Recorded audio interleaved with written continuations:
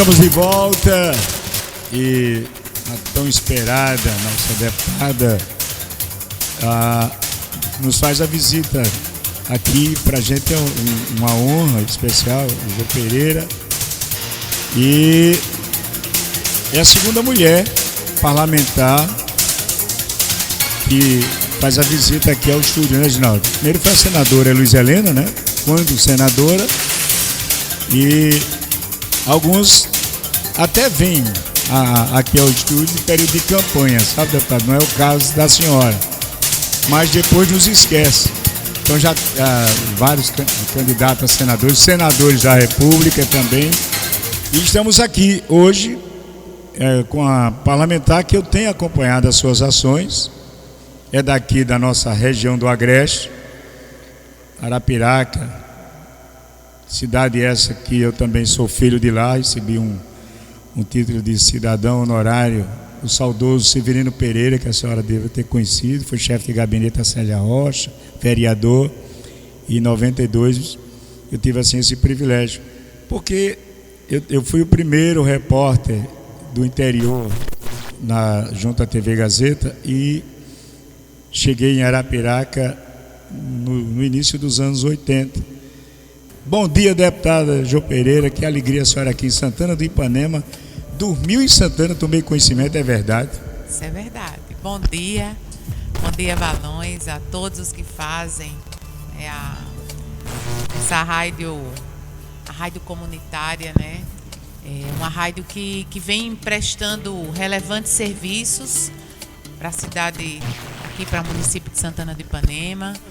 Tendo você à frente aqui de todo o conteúdo da rádio, né? Um repórter com experiência, com uma vasta experiência. A gente conversava nos bastidores da sua atuação ainda na TV Tupi, na Gazeta, agora aqui na rádio comunitária, em Arapiraca, aqui em Santana do Ipanema. Então, assim, é muito importante dizer da força da rádio comunitária, dizer da importância do jornalismo, da importância da mídia.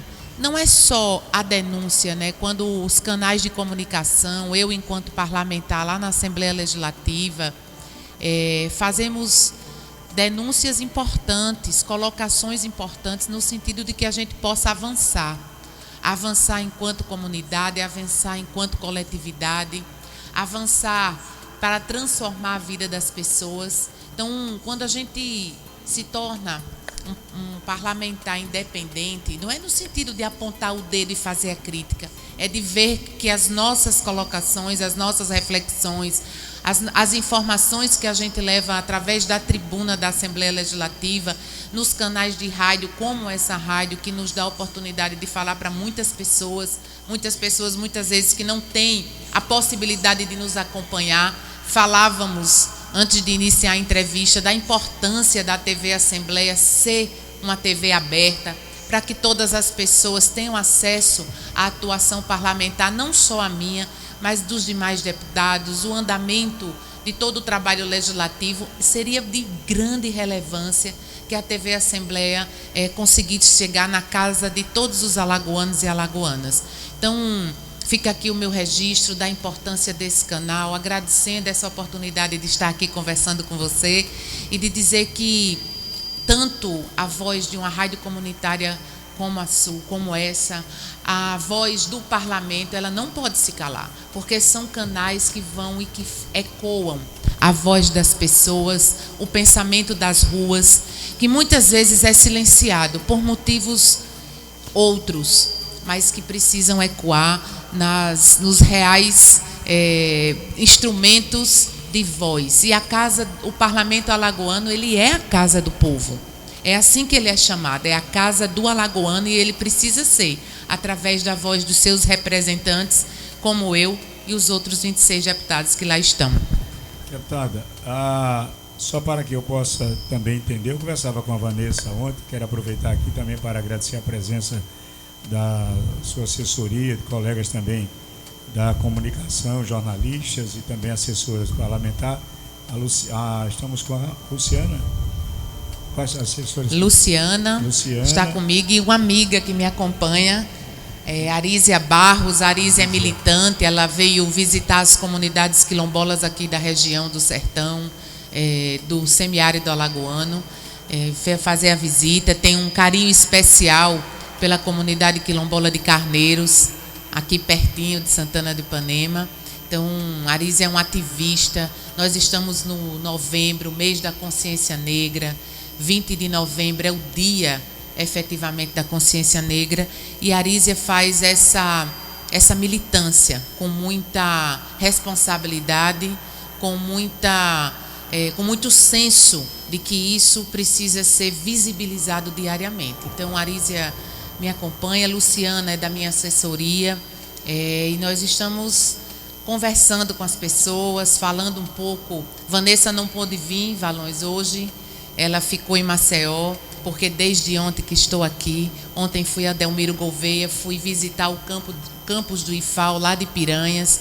E como nós precisamos articular os espaços de conhecimento com o dia a dia do cidadão, com a vida das pessoas, com a possibilidade da academia, do IFAL, da UFAL, da UNEAL, de interferir positivamente, transformando a vida dos alagoanos e alagoanas, principalmente do pequeno produtor, do produtor do semiárido, do ribeirinho do canal, do sertanejo, que precisa de assistência técnica, de novas tecnologias, chegando no seu dia a dia, para que ele possa produzir, para que ele possa gerar renda. Então, nós estamos andando um pouco por Alagoas, fui convidada ontem para o lançamento do livro do Francisco Bahia, um poeta lá da região da Mata, que veio aqui no semiárido lançar o seu livro. Eu fiz parte desse livro. Então, estou aqui muito agradecida pelo canal, pela abertura.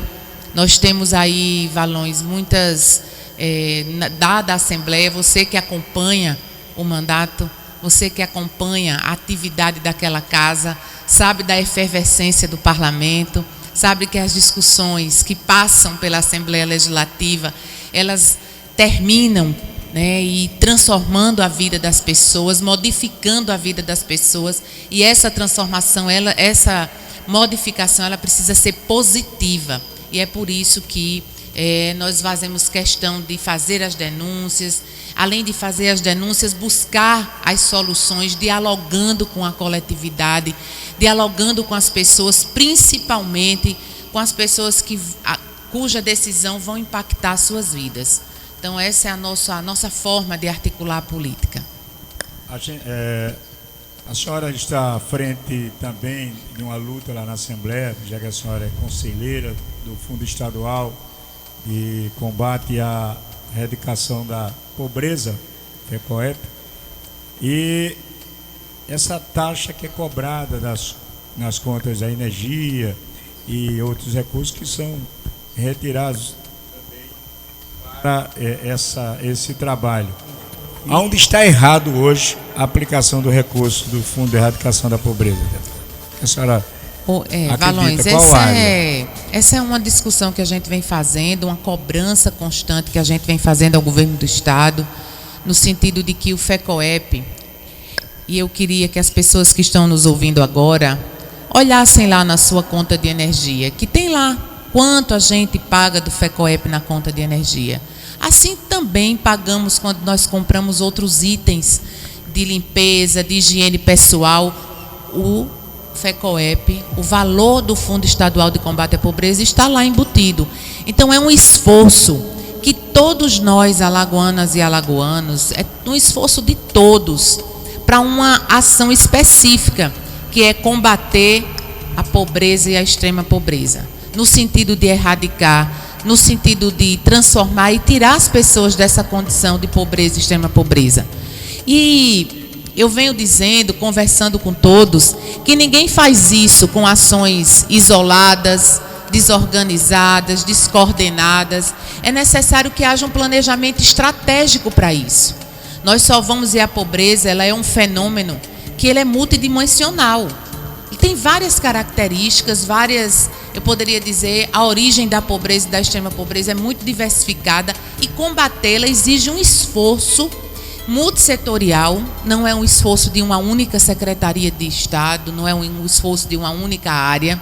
Ele tem que ser multissetorial e ele tem que ser simultâneo. Ao mesmo tempo que se dá saúde, precisa se dar educação, oportunidade de trabalho e renda, aporte financeiro, aporte de geração, eu poderia dizer, de distribuição de renda. É necessário que esse esforço seja multissetorial e ele seja simultâneo. Ele precisa ser coordenado e, para isso, é necessário planejamento. Sem planejamento, as políticas públicas elas são meramente ações isoladas, que não vão conseguir atingir o seu objetivo final, que seria erradicar a pobreza e a extrema pobreza a partir da transformação da vida de cada uma das pessoas, de cada comunidade. E veja, eu aqui quero dar um exemplo das comunidades quilombolas. Nós estamos no mês de novembro, mês da consciência negra, e as comunidades quilombolas continuam não sendo prioridades. E são espaços extremamente pobres, pessoas que vivem precisando sair definitivamente, serem retiradas da condição de pobreza e de extrema pobreza. Então, o FECOEP precisa atuar para a sua finalidade, qual seja retirar as pessoas dessa condição de pobreza e extrema pobreza, dando a essas pessoas acesso à água, dando a essas pessoas acesso a saneamento básico, como eu falei, educação, saúde, poderia dizer de forma muito clara, geração de emprego e de renda para essas pessoas. Isso é extremamente importante. Trabalhar o pertencimento dessas pessoas. Então, tudo isso focado no desenho de uma política pública estratégica, planejada. Ninguém faz nada sem planejamento. Não existe. A iniciativa privada, quando ela quer atingir os seus objetivos, ela planeja. O poder público precisa, mais do que nunca, planejar e efetivar o que é planejado. E aí, Valões, nós temos uma lei, o Fundo Estadual de Combate à Pobreza foi criado em 2004, né? Só para a gente ter uma noção, já temos aí 2004 para 2021, né? São mais de uma década. Então, que exige o Plano Estadual de Combate à Pobreza, e o Estado nunca elaborou o Plano Estadual de Combate à Pobreza. Então, com ações que muitas vezes não vai interferir no objetivo final deste fundo, desses recursos que lá estão, desse esforço que cada alagoano e cada alagoana faz para colocar recursos nesse fundo, e Alagoas continua sendo o estado de maior desigualdade social do país. Só perdemos, inclusive, para o Piauí, em termos de desigualdades sociais. Então, a gente precisa focar esforços na utilização desses recursos. Nós precisamos trabalhar de forma planejada, de forma coordenada. Eu vou dar aqui um exemplo. Durante todo o período dessa pandemia, e nós estamos falando do Fundo Estadual de Combate e Erradicação da Extrema Pobreza. Num momento difícil, como foi o momento da pandemia, o FECOEP apenas entregou uma cesta básica em 2020 e está terminando de entregar a cesta básica de 2021. Uma cesta básica que apenas traz a segurança alimentar de uma família por 15 dias. Isso não é assistir os mais pobres, os mais vulneráveis, no período de pandemia, de forma universal e de forma adequada. Quando nós cobramos, Valões, que isso fosse feito através de um cartão para as famílias mais pobres, em vulnerabilidade social, de forma constante, para que ela decidisse, porque muitas vezes o que falta na casa das pessoas vulneráveis não é o alimento, ele também falta, mas muitas vezes é o aluguel, que é o dinheiro que a pessoa não tem para pagar o aluguel, é o acesso a um remédio, né? É o acesso a uma consulta médica. Então, a gente tem que dar autonomia para que essas pessoas decidam o que vai e o que pode fazer com esses recursos. Então, por exemplo, a gente tem aí um gargalo na agricultura familiar, um gargalo no pequeno produtor, que sofre no seu dia a dia para produzir com qualidade, para produzir com perenidade. Nós temos esse gargalo e um gargalo de assistência técnica. A última audiência pública, Valões, que nós fizemos aqui em Delmiro Gouveia no mês passado, falando do Canal do Sertão, uma obra estratégica para Alagoas. Eu digo para Alagoas porque é do sertão ao litoral. A capital de Maceió, a capital do estado Maceió, nas próximas décadas, ela vai precisar do Canal do Sertão para dar segurança hídrica. Então é uma obra extremamente importante, mas que esse ribeirinho precisa de assistência técnica, esse ribeirinho precisa de crédito para produzir, para ter renda.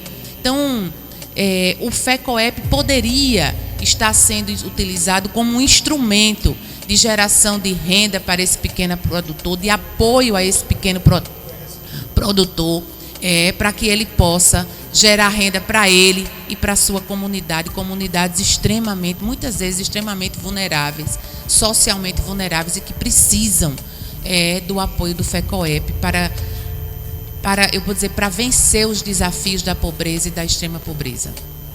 A senhora sabe, para instalar uma emissora de rádio tem que ser criada uma associação, uma ONG. Nós somos uma ONG,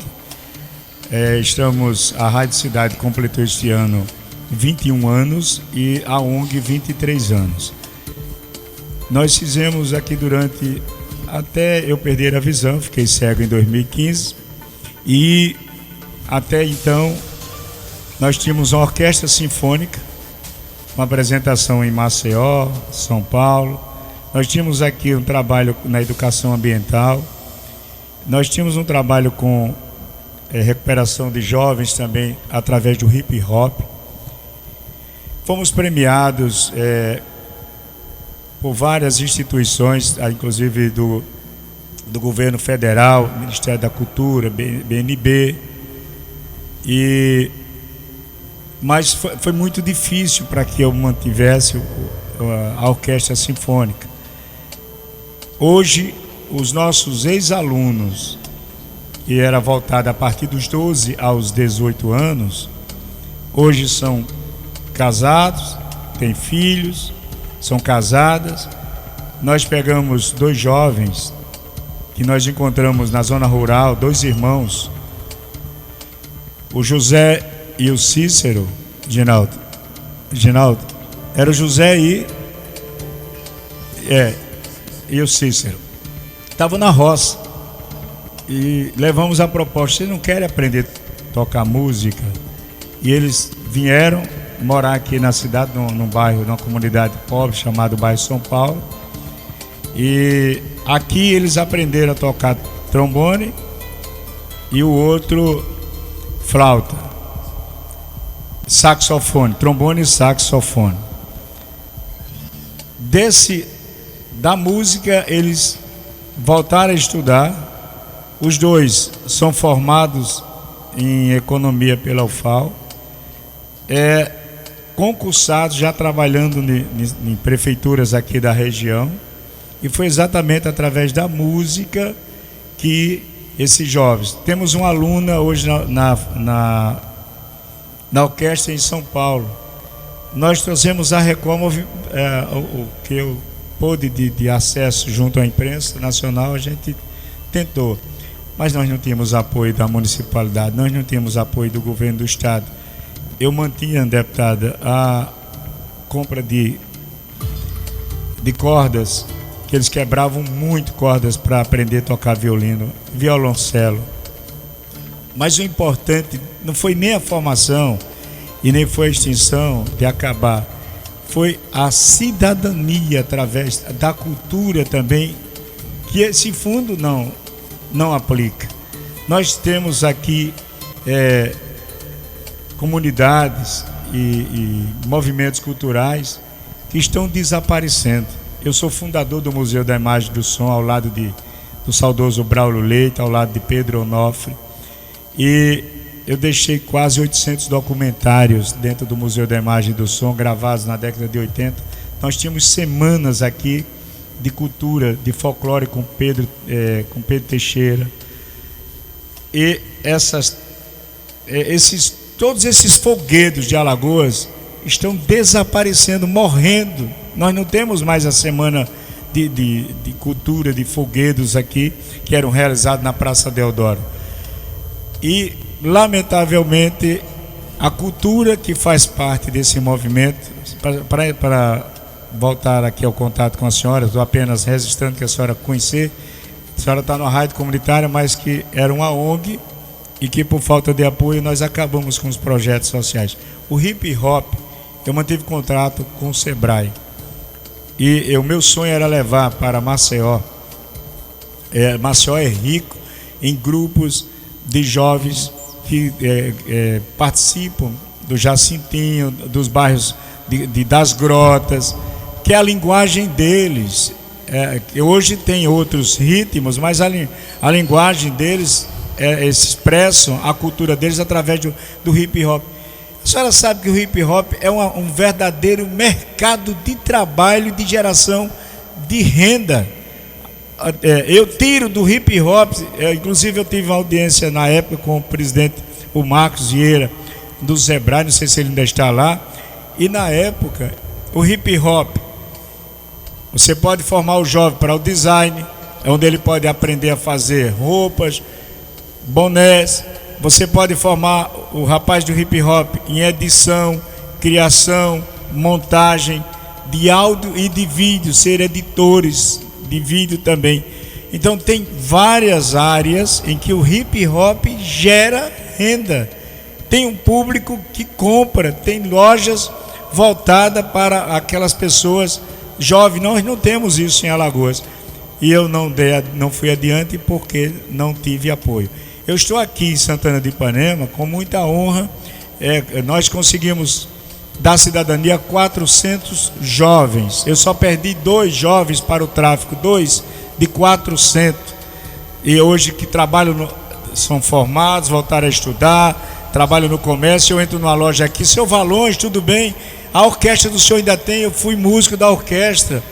Eu tenho aqui lavador de carro, que era baterista, pessoal de roça que tocava violoncelo. Agora, infelizmente, não é só esse sonho daqui de Santana, mas é no estado todo, deputado. Nós temos talentos que estão morrendo na bala, na faca, nas drogas e que não estão tendo oportunidade, porque a cultura apresentada é uma cultura de fachada, diferente de buscar nas raízes, tá? E como a senhora falou, lá nas comunidades quilombolas, tem verdadeiros artesãos, artistas, e que não são aproveitados porque ninguém leva curso de artesanato. Aqui tem uma comunidade que trabalhava com barro de louça. Você não tem mais na feira as panelas de barro, os boizinhos de barro que a gente via, e que quando eles recebem a cultura, mas tem pessoas jovens querendo fazer. Tem hora que é a minha idade, eu esqueço filé de roupa, não é? Não tem? Isso, filé Renascença. O pessoal vem de Maceió, vinha empresários comprar aqui a preço de banana nas comunidades. Filé comprava, por exemplo, a R$20 para vender a 80, 100 ou 150 em Maceió, o material pronto. E dizia assim: olha, faça mais, faça. E ele sem incentivo, apenas para preencher o tempo e o dinheiro praticamente para comprar a linha e as agulhas. Isso é que machuca, que temos talentos em todas as áreas, produção em todas as áreas. Nós podemos produzir, criar. Agora, infelizmente, está faltando, como a senhora disse, políticas também para levantar essa gente que está aí dentro dos matos e que tem condições sim de colocar para fora a sua capacidade profissional, deputado. E a senhora, por favor, eu tenho certeza que a senhora vai voltar para a Assembleia no ano que vem, ou estadual ou federal, e que olhe para essas comunidades, como a senhora está olhando hoje, quilombolas, ou também a Santana de Ipanema não tem, lamentavelmente nós não temos, temos aqui em Poço das Trincheiras, o Jorge e outras comunidades, mas verdadeiros talentos discriminados ao racismo lá dentro. Parece que até para ajudar as comunidades quilombolas levam como se fosse meras pessoas necessitadas. em alguns deles nem considerando que tem seres humanos ali, esquecendo do Martinho da Vila, esquecendo de um Pelé, esquecendo de um Jorge e de tantos outros homens e mulheres negras que representam muito bem, tanto também no próprio jornalismo, no próprio parlamento, na medicina, e que precisam de um apoio, deputado. O que a gente diz muito, e aí primeiro puxando Valões, pela questão do terceiro setor, uma organização não governamental, uma associação como a sua, que já contribuiu muito para Alagoas, contribuiu muito aqui em Santana do Ipanema, resgatando, dando oportunidade, dando horizonte a muitos jovens, a muitas famílias, como você mesmo falou. Então, o terceiro setor em Alagoas, ele infelizmente está extremamente fragilizado. Uma das minhas críticas com relação ao FECOEP é justamente as dificuldades e inclusive a impossibilidade do terceiro setor conseguir recursos no FECOEP através de políticas públicas estruturadas pelas secretarias de governo. Isso é extremamente importante. As coisas e as pessoas precisam entender que as ações governamentais, sejam elas do Estado, seja dos municípios, elas não são favor. Elas não são favor, elas são direitos, e direitos que precisam ser ofertados e garantidos com mais perenidade, com mais responsabilidade, de forma mais organizada e coordenada, articulada com as diversas áreas. Isso é extremamente importante, isso é que a gente chama e sempre defende de política pública de Estado. Nós não podemos estar esquecendo a história das políticas públicas, de onde vieram e como chegaram até aqui. Por exemplo, um caso que é muito, eu poderia dizer, presente no nosso dia a dia, é a mudança constante de nome de política pública, como se aquilo viesse de cada... personalizando a política pública. Isso está errado. Nós temos que fortalecer as políticas públicas, elas precisam ser de Estado cada vez mais, para que as pessoas entendam que aquilo não é um favor, que aquilo é uma obrigação.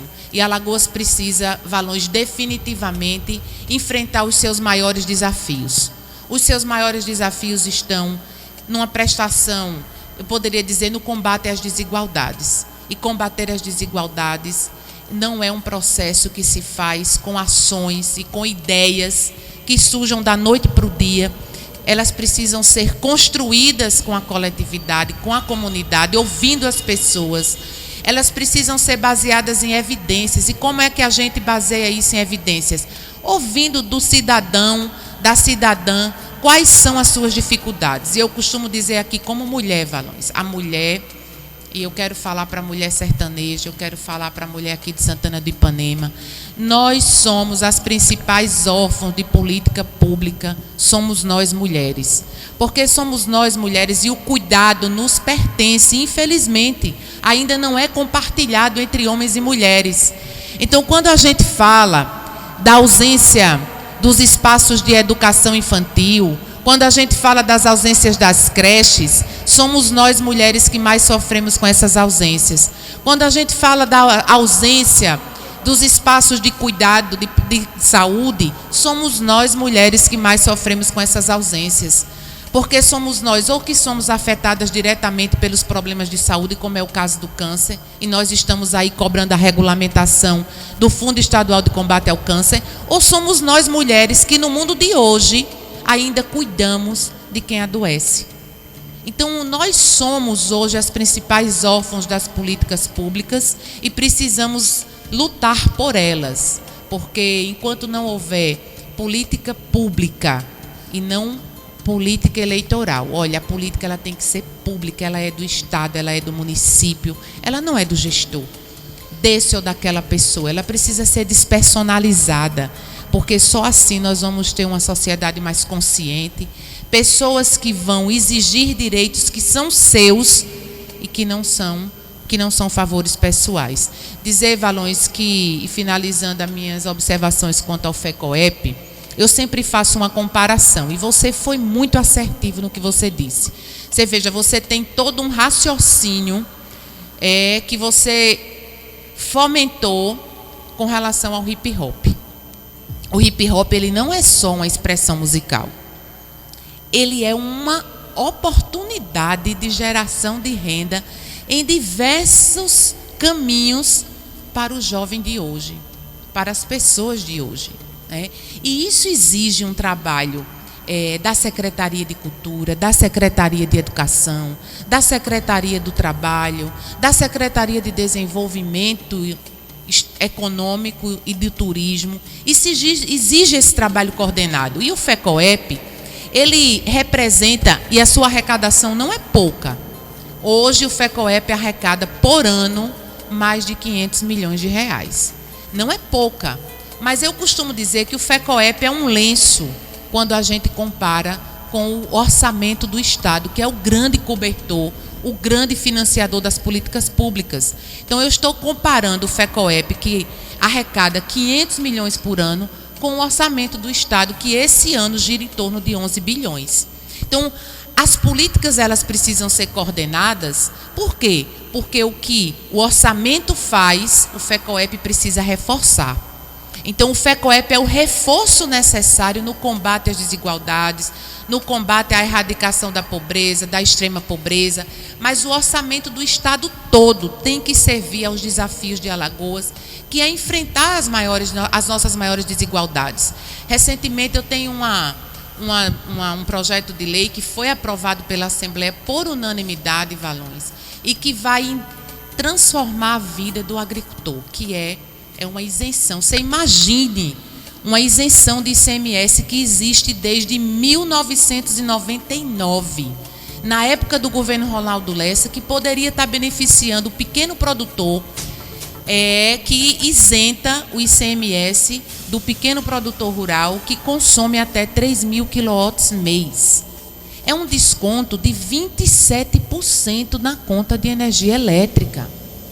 Hoje, ninguém produz mais, nenhum pequeno produtor produz sem irrigar. Não existe. Nós temos, infelizmente, uma irregularidade pluviométrica. A chuva não vem com constância, não chove constantemente e o pequeno produtor precisa irrigar. Porque até para escoar a produção, Valões, você sabe que quando ele vai vender no mercadinho, quando ele pode vender na rede hoteleira, todos os canais de escoamento da produção, ele exige perenidade. Ele exige produção o ano todo. E para que ele tem que irrigar. Porque agora a gente sabe que a irrigação custa muito caro por conta da energia elétrica. E você tem uma isenção de 1999, que hoje, segundo a concessionária de fornecimento de energia elétrica Equatorial, nenhum pequeno produtor acessa essa isenção em Alagoas. Por quê? Por conta da burocracia. Porque você tem que abrir uma inscrição no CACEAL do governo do estado, aí vai precisar de um contador, e o pequeno agricultor não vai buscar isso. Então, nós tivemos aprovado na Assembleia Legislativa um projeto de lei que diz que para acessar essa isenção, o pequeno produtor só precisa da DAP. E nós temos, Valões, em Alagoas, mais de 90 mil produtores rurais com DAP. E esses 90 mil pequenos produtores agora vão poder acessar a isenção do ICMS na sua conta de energia elétrica.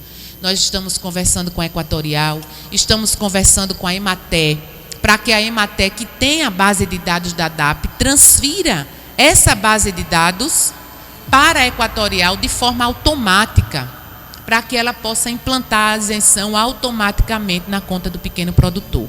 São ações políticas como essa, e essa política de isenção, somada à assistência técnica e extensão rural, somada a um fomento, a um crédito fomentado pelo Estado. O Estado tem uma agência de fomento e ela precisa trabalhar para o pequeno produtor. Ela precisa trabalhar para fomentar o artesanato alagoano. Ela precisa trabalhar para fomentar renda para o nosso povo, porque nós estamos precisando disso. Aí, muitas vezes, nós fazemos, Valões, um comparativo. Ontem eu estava no campus do IFAL de Piranhas, conversando sobre o Canal do Sertão. Uma obra que tem uma perspectiva de geração de renda extraordinária. e nós não temos o plano de desenvolvimento do semiárido, que tem o Canal do Sertão como indutor desse desenvolvimento. Falta esse plano, falta essa perspectiva. O pequeno produtor precisa ser direcionado de forma, eu poderia dizer, cooperada, de forma associativa, para que ele possa produzir, para que ele possa atrair grandes investidores e daí a gente conseguir fazer um ciclo virtuoso de desenvolvimento do semiárido. Então, falta um modelo de gestão que não tem, falta um plano de desenvolvimento integrado com o canal como o indutor desse desenvolvimento. Então, faltam políticas públicas estruturadas. Não adianta, nós estamos, infelizmente, a gente começa a ter ações, e quando eu digo que elas são descoordenadas, eu vou dar um exemplo, Valões. A gente tem aí entrega de trator, aí outro entrega grade, aí entrega kit de irrigação. Kit de irrigação no canal sem assistência técnica é um verdadeiro risco, porque o risco de salinização, da possibilidade daquele pequeno produtor que tenha como hábito produzir no canal sem água, produzir na sua terra sem água, quando ele vê a possibilidade de produzir com água, ele pode errar no sentido de salinizar a sua terra e ela não produzir mais de jeito nenhum. Então, a assistência técnica é extremamente necessária, apoio ao escoamento dessa produção. Ontem eu estava lá no campus do IFAL, o professor Samuel, é professor de lá do campus do IFAL, ele disse: deputada, tem uma comunidade aqui pertinho, em Piranhas, que produz farinha. E eles ficam com os sacos de farinha sem ter a quem vender, porque não tem a certificação para vender a farinha, não consegue empacotar, não consegue o selo para botar no mercado para vender. Eles são obrigados a vender nos sacos, ao atravessador, sai muito barato, muitas vezes não compensa. Então, ficam aqui as minhas colocações. Eu sou também, Valões, autora da lei do selo arte na Assembleia Legislativa. Nós sabemos quantas queijarias foram fechadas aqui no sertão alagoano, no Agreste.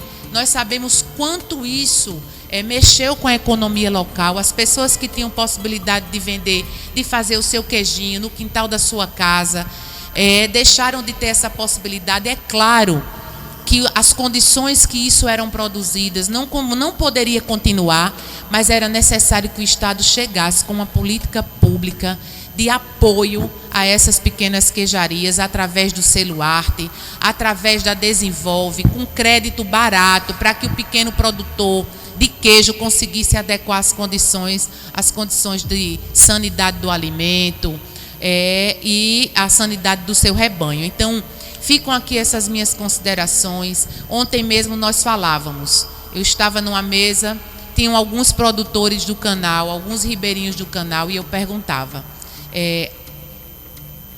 as decisões de governo, Valões, elas são feitas na ordem de prioridade. O que é prioridade? Eu costumo dizer, e tem uma frase que eu gosto muito, no orçamento não cabe tudo em um único ano, mas se nós nos organizarmos, se for planejado, tudo o que Alagoas precisa é possível fazer com o orçamento, com o planejamento de vários anos. E esse planejamento sendo cumprido. Mas esse planejamento tem que identificar as prioridades de Alagoas. Então, duplicar as rodovias é extremamente importante. É importante, sim. Mas mais do que duplicar as rodovias, é necessário fazer os projetos acessórios do canal, para que as pessoas tenham renda e produção para escoar nessas rodovias duplicadas. Isso é muito importante. Ou ele é feito de forma simultânea, para que aconteça ao mesmo tempo, ou prioritariamente as pessoas precisam de renda, as pessoas precisam produzir, essa produção precisa existir para que ela possa escoar em rodovias duplicadas. Então, ficam aqui as minhas observações, as minhas colocações, Valões, sobre muitas coisas que acontecem em Alagoas e que lá no plenário daquela casa a gente tenta transmitir a importância de termos diagnóstico correto, planejamento adequado, execução do que é planejado e política pública de Estado forte, para que as pessoas entendam os seus direitos. Muito bem. A deputada tem outros afazeres e a gente vai ter que dar uma pausa aqui pelo menos temporariamente, que em breve ela retornará a Santana do Ipanema, em dezembro. Tem uma atividade aqui para ser realizada junto com a comunidade. Mas, deputada, antes, a sua assessoria já me alertou ali do seu compromisso. No início dos anos 90, quando foi construída a hidrelétrica de Xingó, eu participei daquela construção. Fiquei lá durante 6 a 8 meses, lá dentro, quando estava sendo feito o desvio do Rio São Francisco para subir o paredão.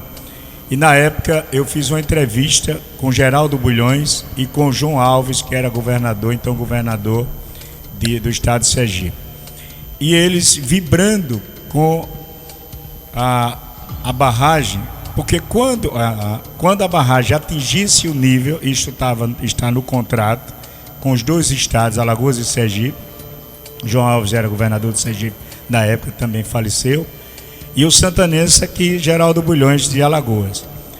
Que ela atingisse o ponto já de começar a funcionar com as turbinas, iria puxar água e que essa água iria descer por gravidade para irrigação. Então todo aquele trecho de Olho d'Água do Casado, parte de Piranhas, seria formado um grande campo de irrigação, e do lado de Sergipe, Canidé de São Francisco.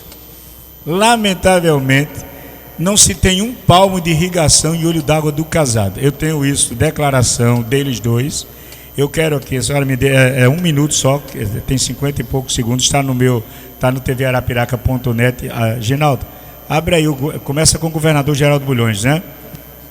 Abre aí, por favor, e aumenta. Por favor. A senhora... Aqui em Maceió, a partir desta casa, o Nordeste vai para frente.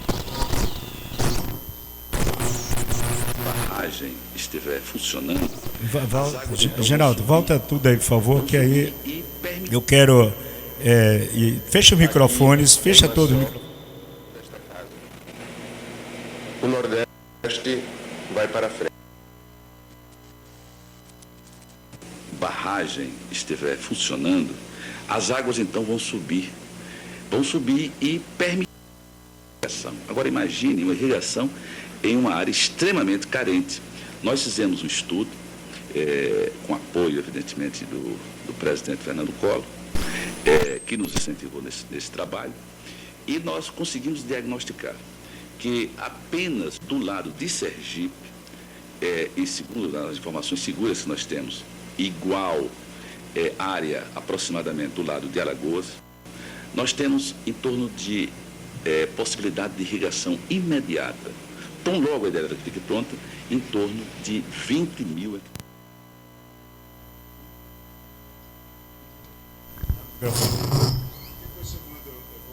Abre meu. Ok, obrigado, senhor. Depois eu vou encaminhar para a senhora o documentário a respeito da construção da hidrelétrica de Xingó e o depoimento de João Alves e de Geraldo Bulhões. 20 mil hectares. Para nós aqui, representa 60 mil tarefas de irrigação assim que o lago estivesse pronto, deputado. E não foi feito um palmo de irrigação. O projeto que tem lá, já existia um projeto de irrigação em Canidé, iniciado por João Alves, antes da hidrelétrica. Mas cadê a irrigação, cadê a utilização da barragem, daquela água toda para a irrigação no estado de Alagoas, deputado? No estado de Alagoas nós estamos, como eu falei já, Valões, infelizmente, muito atrasados com relação aos projetos complementares, as manchas produtivas que existem ao longo do Canal do Sertão, e isso precisa ser uma prioridade. Isso precisa vir urgente, porque não se concebe o sertanejo ver passar o canal, ter a esperança de produzir com a água do canal e isso não ser viabilizado.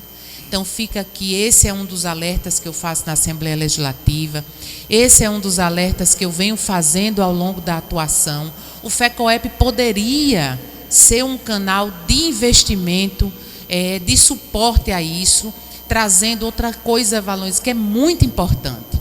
Olha, Alagoas é um estado que não pode abrir mão de todo e qualquer recurso, seja ele federal, seja ele internacional.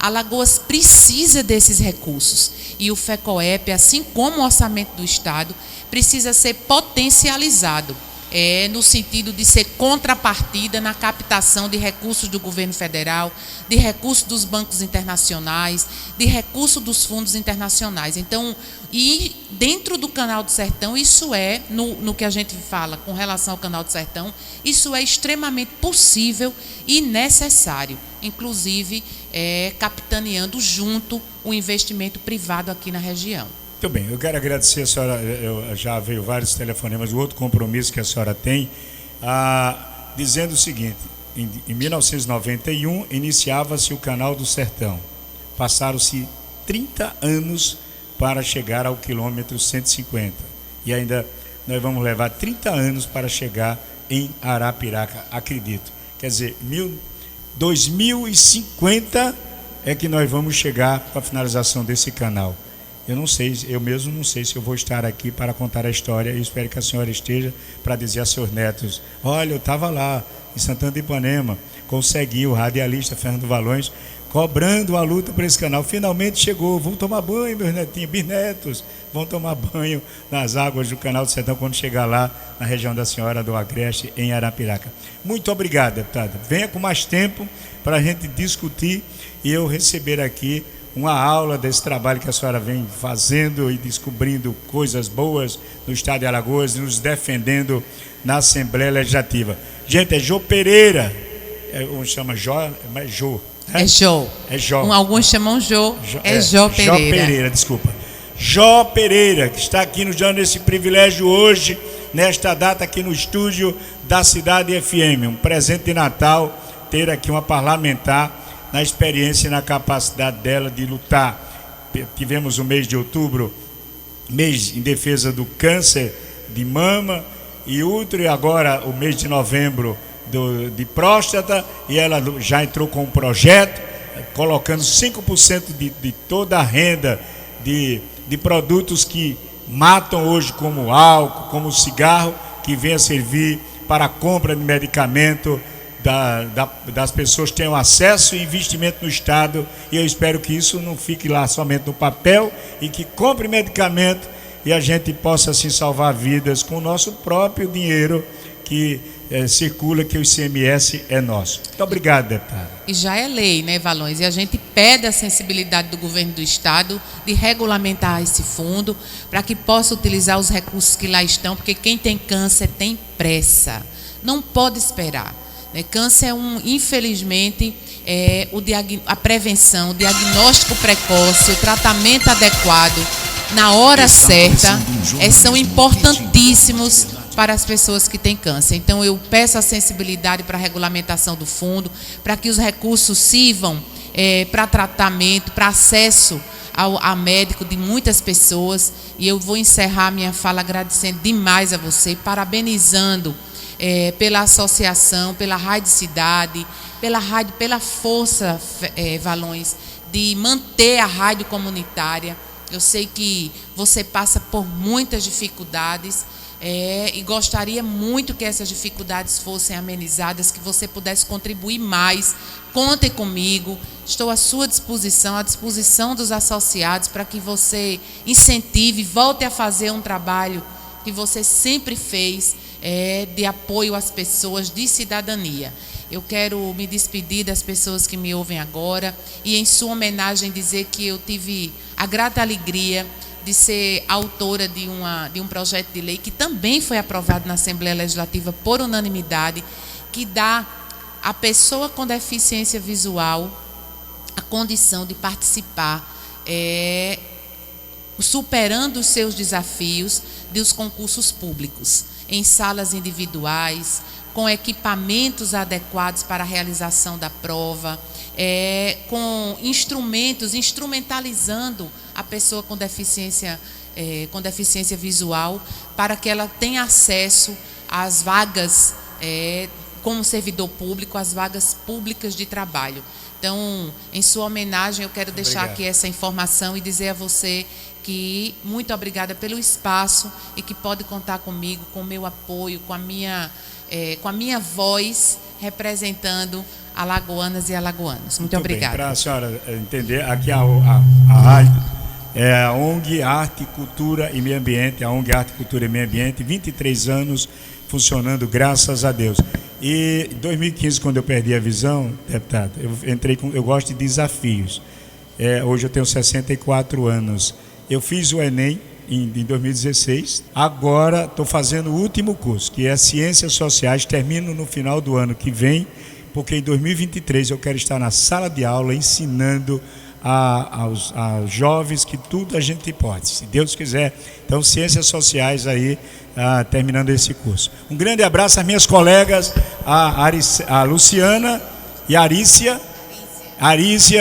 Sejam bem-vindas aqui. Venham com horário para a gente comer um bodezinho aqui, sem ter com tanta pressa assim, viu, gente? A riégua, tem café ali, tem água, e aqui só sai aqui, deputada, satisfeito, porque Santana é terra boa, viu? Valões, deixa eu dar uma sugestão a você. Vamos juntar essas pessoas que você ajudou aí, contribuiu na formação cidadã dessas pessoas ao longo da vida. Vamos juntar para fazer uma grande homenagem, para que isso sirva de exemplo. A gente precisa dar visibilidade como pessoas como você podem contribuir com a transformação de vida das pessoas, como pessoas com espírito cidadão como o seu. Eu estou assim muito feliz em ter tido a oportunidade de estar aqui conversando com você, porque você é um grande, eu poderia dizer, é um inquieto socialmente, porque tem essa vontade de ajudar as pessoas, e isso tem que ser extremamente aproveitado para o bem da coletividade. Muito obrigada por estar aqui hoje conversando com você. Muito obrigado. Viu? Eu que te agradeço. Eu tive com o Enio antes de ontem, lá em Maceió. Estava até meio chateado com a Assembleia, porque estava faltando um apoio à suplementação da Assembleia para a Secretaria de Comunicação, que eu estou numa luta grande para a produção de 3 livros que eu escrevi nessa pandemia, sobre a história. Inclusive, estou sendo dirigido agora pelo Chico de Assis, que é companheiro da senhora, que tem programa lá na TV Assembleia, e com um monólogo, onde eu vou contar a história dos caciques de Alagoas, desde Elísio Maia até os atuais, as histórias que eu vivenciei, e o Chico está sendo o nosso diretor. Em breve, eu acho que lá para fevereiro, a gente vai estar no Teatro Deodoro, em Maceió, levando um pouco da história da política que eu vivenciei. E a senhora agora vai fazer parte desse monólogo também, porque eu vou descobrir alguma coisa para colocar dentro desse espetáculo também. Muito obrigado, viu? A gente vai ter felicidade. Muito bem. Obrigada, um abraço. Um bom dia a todos e todas.